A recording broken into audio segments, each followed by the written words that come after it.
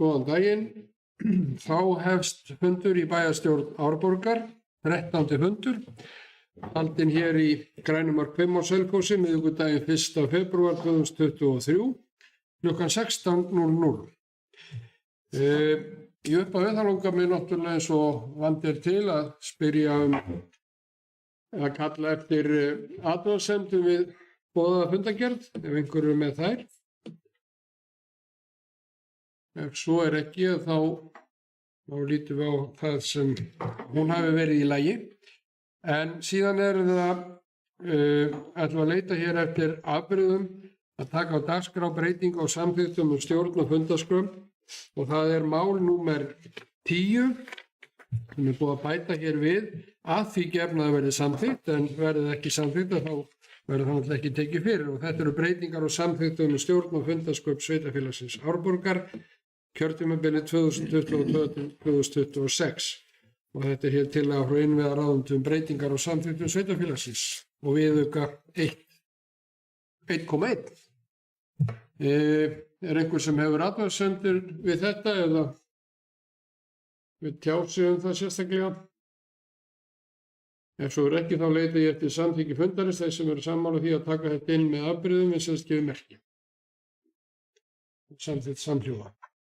Helga María Pálsdóttir er hér staðgengill bæjarstjóra og bæjarritari, og Sigríður Vilhjálmsdóttir ritar hér fundargerð, og mætt eru til fundarins Arnar Freyr Ólafsson, B-lista, Ellý Tómasdóttir, B-lista, Axel Sigurðsson, varabæjarfulltrúi A-lista, Arna Ýr Gunnarsdóttir, S-lista, Sigurjón Vítalín Guðmundsson, S-lista, Þórhildur Dröfn Ingvadóttir, varabæjarfulltrúi D-lista, Helga Lind Pálsdóttir, D-lista, Brynhildur Jónsdóttir, D-lista, Sveinn Ægir Birgisson, D-lista, Bragi Bjarnason, D-lista, og sá er hér stendur Bjarnar Björnsson, forseti bæjarstjórnar og bæjarfulltrúi D-lista. Þá göngum við til dagskrár og ég spurning hvort að við byrjum, Helga María, á það byrjum 10. Ég var að hræra því aftur saman við eitt hérna. Reglur launakjör og starfsaðstöðu bæjarfulltrúa og nefndarmanna.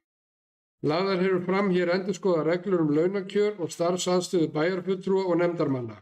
Í endurskoðuðu reglum eru greiðslur til nefndarmanna sveitarfélagsins lækkaðar 5% ótímabundið. Í reglunum er jafnframt lagt til að vísitölutenging viðmiðunarfjárhæðar verði afnumin í 1 ár. Með þessum breytingum sparast 21,2 milljónir króna. Og það er hérna 2 undirliðir undir þessu máli, en ég opna fyrir umræður fyrir þá sem vilja tjá sig um það. Bragi Bjarnason, D-lista, með þessi hljóð.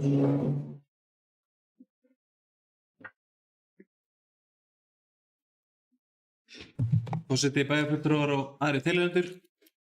Já, þetta er tilheyrum eins og komið fram í öllum umræðum, og okkur hefur orðið tíðrætt hér núna umræðu í fjárhagsáætlunarvinnu og öðru. Þá er staða sveitarfélagsins erfið fjárhagslega. Unnum að erfiðri fjárhagsáætlun sem við samþykktum í desember, og þurfum og vitum það við munum þurfa að vinna áfram að hagræðingar aðgerðum öll saman í sveitarfélaginu, bæjarfulltrúar, starfsmenn og íbúar.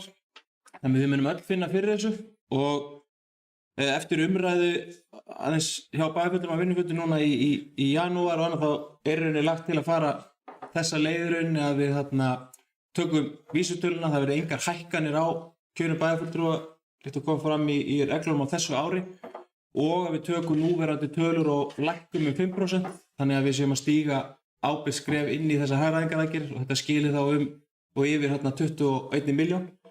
Það fer aðeins eftir fjölda funda sem við setjum árinu, þannig að þetta er örlítið sögulegt, en þetta er svona áætlað það sem við búum að reikna út að geta áætlað. Þannig að eins og segi, skrefin verða erfið hjá okkur næstu árin í hagræðingu og ná okkur á sveitarfélaginu á réttan kjör. Ég hef fulla trú að það takist í sameiningu, og þetta er bara einn lítill angi í því, en allt telur þetta. Þannig að maður leggur sannarlega til að við samþykkjum þetta og tökum þetta skref í sameiningu. Takk fyrir. Þakka þér fyrir, Bragi. Sigurjón Vídalín Guðmundsson, S-lista, með þessi ljós.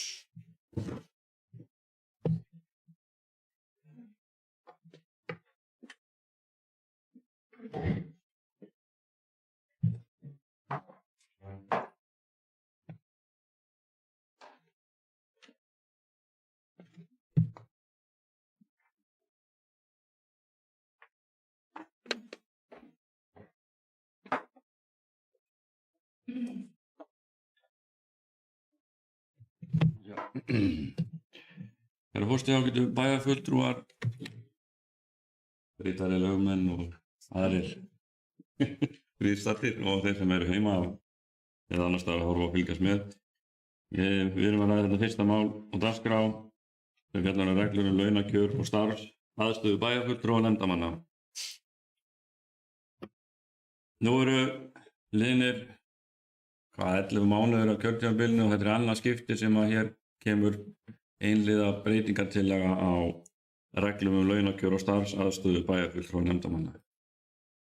Og áður ég held lengra þá bara þó það sé sagt að þá ég í prinsipinu á móti því að kjörnir fulltrúar séu að breyta laununum sínum og þóknunum, hvort það til hækkunar eða lækkunar.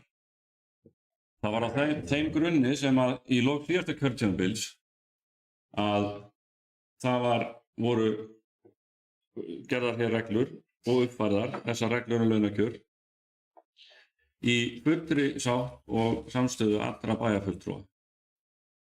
Og það var einmitt sérstaklega haft á orði í þeirri vinnu að í lok kjörtímabils væri í raun og veru eini rétti tíminn til þess að breyta launum bæjarfulltrúa og nefndarmanna vegna þess að það væri ómögulegt fyrir nýtt fólk í bæjarstjórn að þurfa að fara að byrja á því að rugla eða breyta eitthvað í laununum sínum.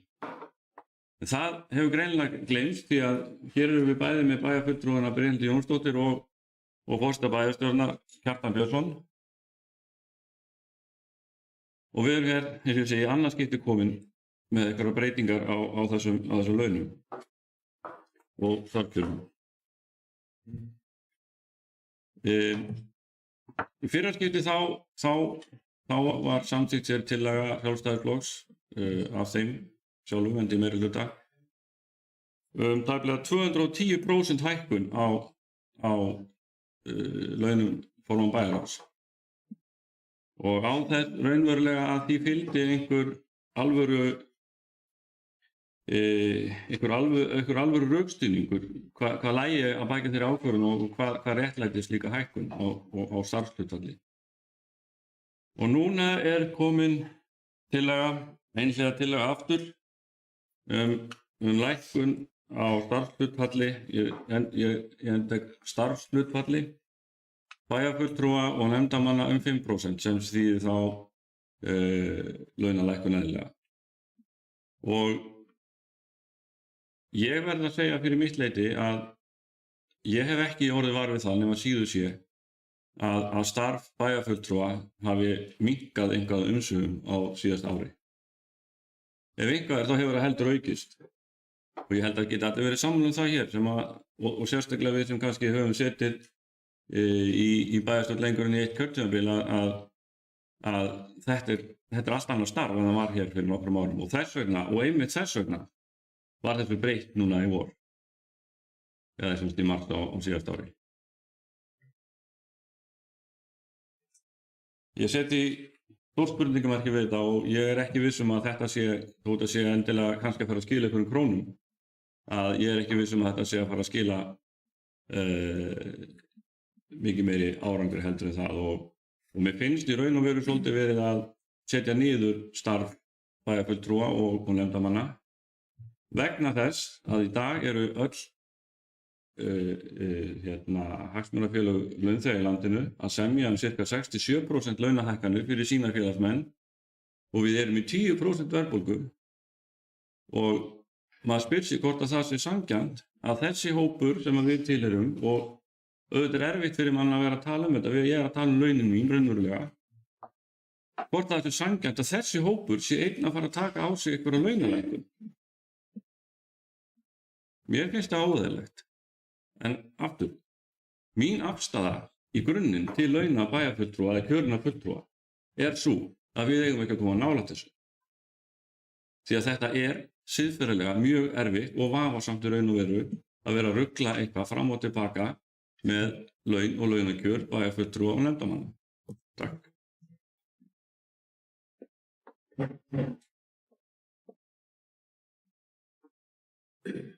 Já, þakka þér fyrir Sigurjón og hefur Axel Sigurðsson, varabæjarfulltrúi Álitshæð beðið um orðið.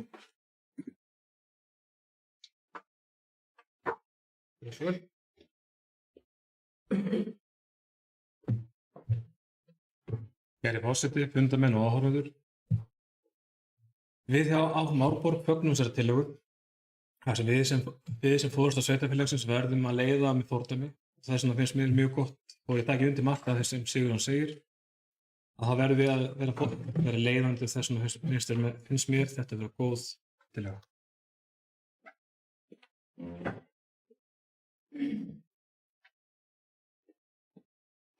Þakka þér fyrir Axel. Arnar Freyr Ólafsson, fyrsta.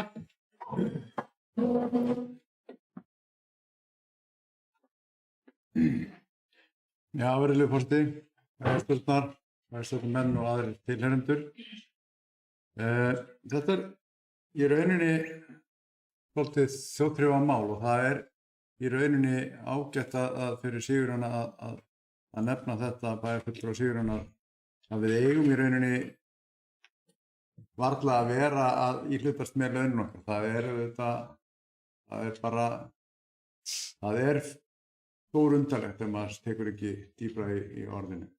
En við erum samt sem áður að fara í talsverðar sparnaðaraðgerðir og það sem að liggur fyrir og kemur á eftir er bara að fara að kristalla það eða ramma það inn í hvers konar stöðu sveitarfélagið er og hugmyndafræðilega er kannski jákvætt að við göngum fram og sýnum ákveðið fordæmi og sköpum frið þær aðgerðir sem við erum að fara að ráðast í fyrirfram. Og það er nú það sem að eftirlitsnefndin væntanlega er að gera þegar hún leggur svona til og við tökum það í gegn og ákveðum að fara þessa leið. Og þetta er svo sem ekkert nýtt. Þetta er margreynd leið og væntanlega þá erum við að sjá fyrir okkur að það sé eitthvað sem er ágætt að endurnýta.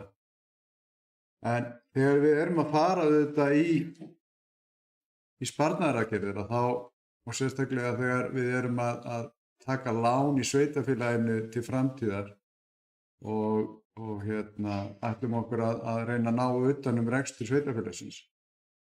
Að allt það sem við spörum eða eyðum aukalega, það má alveg hugsa sér það að við þurfum að vaxtareikna það áfram. Þannig að sparnaður í ár, næstu 5 árin eða auka fjárveiting í einhvern málaflokk, þú getur alveg tekið í rauninni vextina eða verðbólguna eða hvernig sem við fjármögnum okkur í bænum. Það er væntanlega blöndu leið, bæði fastir vextir óverðtryggðir og verðtryggðir. Við segjum bara í núverandi verðbólgu sem er 9,9% að þá getum við alveg öll sagt svona upp á þumbutaregluna að sparnaðurinn eru vextirnir líka pluss 10% ár eftir ár, næstum 5 árum. Við munum ekkert ná utan rekstur sveitarfélagsins fyrir eftir á næsta kjörtímabili í rauninni. Það gerist ekki þessu eða fram þessum horfir. Þannig að ég sjálf sér get þá fagnað með þetta leiðarljósi að við séum að spara okkur vexti og við erum líka að ganga fram með ákveðnum fordæmi og þó svo ég slá honum líka þann varnagla að það er skrítið að vera fjallað eigin laun. Takk fyrir Arnar. Útsendingin er fallin niður og hvort þið viljið ef það er eitthvað mínútuspursmál með að tengja inn fundinn þá gætu við svo sem tekið hér augnabliks hlé en hann segir nú meira það tæknimaður.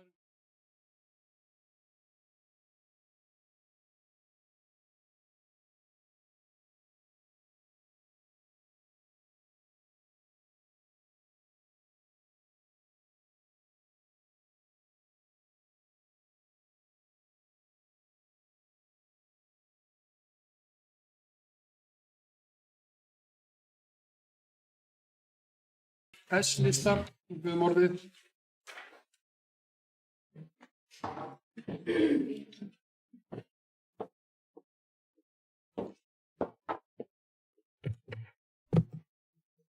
Forseti, ágætu bæjarfulltrúar og gestir og tilheyrendur. Já, við erum hér að fjalla reglur launakjör og starfsaðstöðu bæjarfulltrúanefndarmanna og ég byrja á að taka undir orð Sigurjóns þarna alveg að staða sveitarfélagsins verður ekki breytt eftir ár ef við erum að líta það þannig að þetta sé að fara að gera stóra hluti þegar kemur að erfiðri fjárhagsstöðu sveitarfélagsins eða sem liður í því að spara fé. Þá óttast ég að með þessu verður það til miklu lengri tíma, þetta skerta starfshlutfall og mér finnst það bara afskaplega óheppilegt og í engu samræmi við stöðuna eins og hún við alla vinnuna sem að í þessu felst og eins og Sigurjón sagði á þann, við erum í rauninni að svona setja niður starfi og mér finnst það bara afskaplega bagalegt. Annað það finnst mér alveg rosalega ótrúverðugt af meirihluta sjálfstæðismanna sem að fannst í lagi að hækka starfshlutfall formanns bæjarráðs sem var það algjörlega óaðfinnanleg og fannst með þeirri skýringu að þetta væri svo rosalega mikið starf að bæjarfulltrúastarfið og starf formanns bæjarráðs væri svo gríðarlega mikið starf að þeir einhliða gætu hækkað starfshlutfallið hans og launin 20% og 100%. Það er afskaplega ótrúverðugt að það sé í lagi að áður en að skerðingin á því það væru 2 bæjarstjórar hér í bæ sem það í rauninni